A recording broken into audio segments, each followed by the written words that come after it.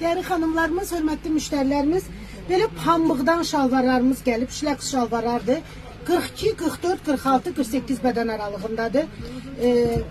Kiçik iraz verərdi, 42-dən 48 bədənə qədərdir. Bu şləks modeldir, modelin gözəlliyinə baxın. 100% pambıq parçadandır qızlar. Özdə bədən görsədmir, bax görürsünüz, bədəni görsədmir. Rahat şalvarlardır, yanda cibləri var, beli rezinkalı.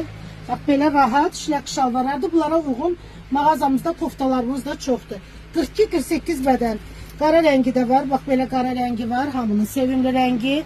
Kızlar o kadar yumuşaq, o kadar rahat parçaları var.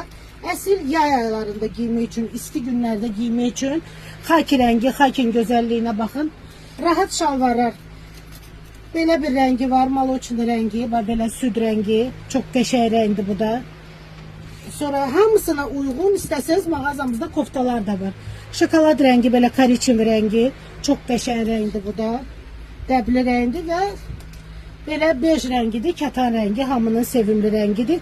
42-48 bədən aralığındadır qızlar. Çox az sayıda gəlib. Kim istəyirsə vaxtında gəlin. Bu gözəllikləri sizdə əldə edin. Bunlara uyğun mağazamızda pambıqdan cürbəcür koftalarımız var. Pambıq parçalardan. Gəlib əldə edə bilərsiniz. Həm dəst şəklində, həm də ayrı-ayrılıqda.